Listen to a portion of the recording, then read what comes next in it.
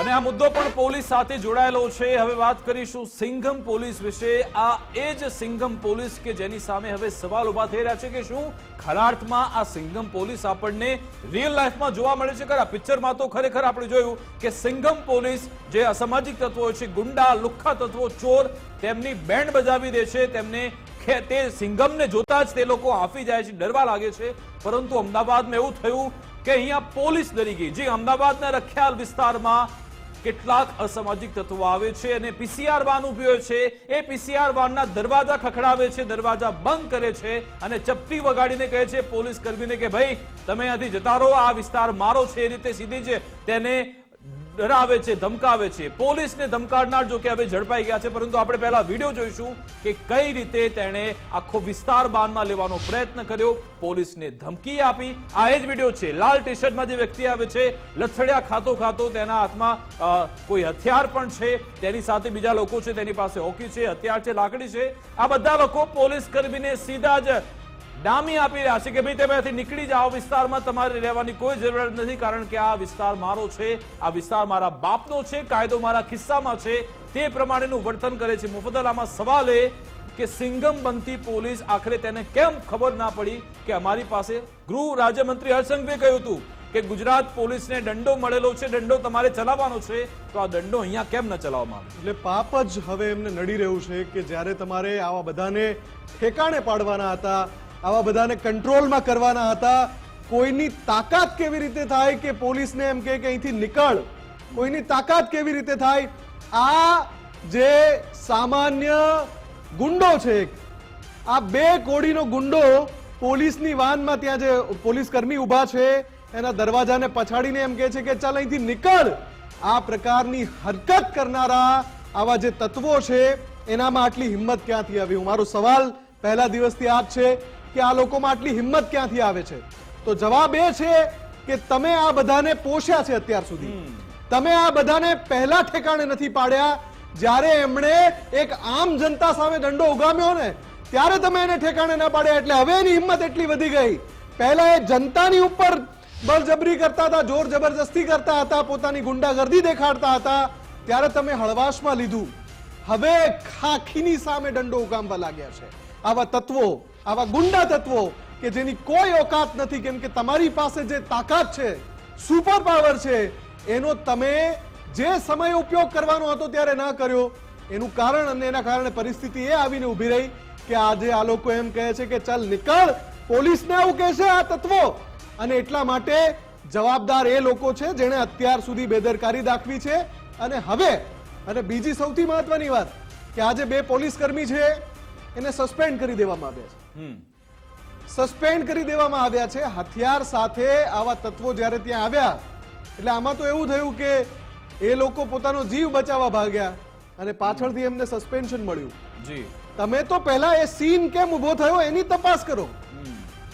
પોલીસની સામે કોઈ દંડો ઉગામી કેવી રીતે જાય ગુજરાતની ધરતી પર, એ સવાલનો જવાબ શોધો પહેલા, પછી આ બે પોલીસ કર્મીને સસ્પેન્ડ કરજો।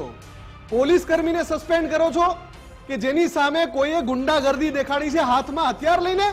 પહેલા એ પરિસ્થિતિ કેમ ઊભી થઈ એનો તાગ મેળવવાની કોશિશ કરો, પછી તમે એને સસ્પેન્ડ કરજો।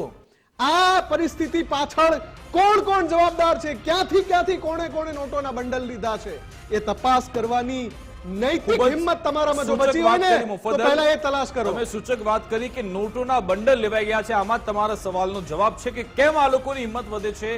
કારણ કે તેમને ખબર છે કે અમારી પાસે પૈસા છે, આ પૈસાના જોરે અમે કૂદીશું, પોલીસ અમારું કશું જ નહીં કરી લે। અને અનેકવાર આ લોકોને પોલીસે જવા દીધા છે। આ પહેલી વારની ઘટના નથી, આપણે પહેલા પણ આવો વિડીયો જોયા હતા કે એક બાજુ અસામાજિક તત્વો રમખાણ કરે છે અને ત્યાંથી પીસીઆરની વાન આરામથી પસાર થઈ જાય છે, કશું જ નથી કર્યું ને। મેં આ સિક્વન્સ તો લોકોની સામે છે, આખી ઘટના જનતાની સામે છે। પહેલા આ લોકોએ ઉત્પાત મચાવ્યો હતો, કોહરામ મચાવ્યો હતો, ત્યારે પીસીઆર વાન નીકળી ગઈ હતી સામેથી।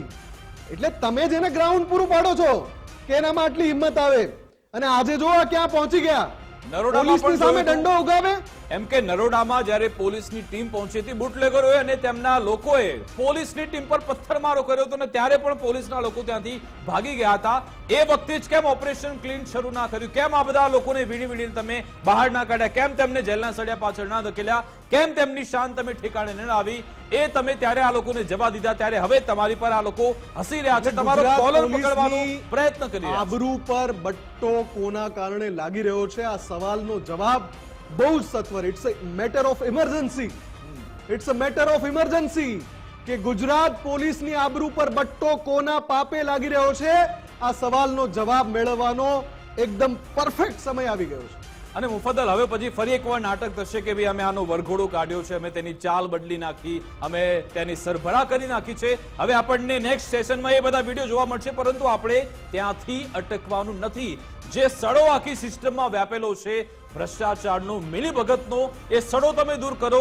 જે એવા વ્યક્તિઓ છે, જે એવા ભ્રષ્ટ પોલીસ કર્મી છે, તેને ત્યાંથી હટાવી દો. અને મુફદ્દલ, છેલ્લા ઘણા સમયથી બદલીનો દોર ગુજરાતમાં ચાલ્યો છે. પોલીસ કર્મીની બદલી તો થઈ ગઈ, પરંતુ બધા જ વહીવટદારો ત્યાં ને ત્યાં છે. એ નેટવર્ક તો એમને એમ ચાલી જ રહ્યું છે. એટલે ભલે પોલીસ કર્મી બદલાય, પરંતુ આ સામાજિક તત્વોનો, બુટલેગરોનો વહીવટ તો એમ જ ચાલે છે. એટલે જે તે પોલીસ કર્મીને તે હપ્તો મળતો પણ રહે છે. આખા ગુજરાતમાં તે ચાલી રહ્યું છે. એ વહીવટદારોનું જે શાસન છે, તેમની ચેન છે, તેમને પણ તોડવાની જરૂરિયાત છે. તોડશો તો જ પછી એક સુરક્ષાનો અનુભવ થશે. અને બીજી મુફદ્દલ, આજના દિવસમાં સૌથી મહત્વનો મુદ્દો એ છે કે જો પોલીસ જ આવી રીતે ડરતી હોય, પોલીસ આવી રીતે લુખ્ખા તત્વોથી ડરી ભાગી જાય, તો તમારા મારા જેવા સામાન્ય વ્યક્તિ શું કરવાનું? આપણે સરેન્ડર કરી નાખવાનું આ લોકો સામે? એ પ્રમાણેનો મેસેજ ગુજરાત પોલીસ આપી રહી છે. કારણ કે વાઇસે વર્ષા છે વિકાસ. એક નહીં, આવા અનેક એવા કિસ્સા સામે આવ્યા. વાઇસે વર્ષા છે. આ ઘટનામાં જનતા ઉપર આવા અસામાજિક તત્વો જ્યારે ગુંડાગર્દી કરતા હતા, ત્યારે પોલીસે આંખ આડા કાન કર્યા. એમની જે લાગવગ હોય, એમની વગ હોય, કોઈ રાજકીય, કોઈ ખેસ પહેરેલો કોઈ નેતા હોય, એની લાગવગ હોય, એનો આ જે ટટ્ટુ હોય, એનો આ બે કોડીનો ગુંડો, તો એને પછી કંઈ કહેતા નહોતા. જ્યારે આ લોકો પોલીસ ઉપર, જ્યારે આમ જનતા ઉપર દાદાગીરી કરતા હતા, અલગ અલગ દ્રશ્યો જોઈ લો ગુજરાતના, ખેડા હોય કે અરવલ્લી હોય કે રાજકોટ હોય કે ભાવનગર, આ રીતે અસામાજિક તત્વો ભર બજારમાં પોલીસની આબરૂના ધજાગરા ઉડાડે. એ પરિસ્થિતિ પછી આજના દ્રશ્યો ક્રિએટ થયા છે વિકાસ. અને એટલે હવે પોલીસની સામે પણ આ લોકો ડરતા નથી. એ જ, એટલે આ ડર એક પ્રકારનો હોવો જોઈએ. અસામાજિક તત્વોમાં, લુખ્ખા તત્વોમાં તેમને હોવું જોઈએ કે ભાઈ હવે પોલીસ આવી જશે. પોલીસની ફક્ત સાયરન સાંભળે ને મુફદ્દલ, તેમના મનમાં ડર વ્યાપવો જોઈએ, પરંતુ એ ડર વ્યાપતો નથી. એના કારણે જ આ લોકો બેફામ બને છે. આગળ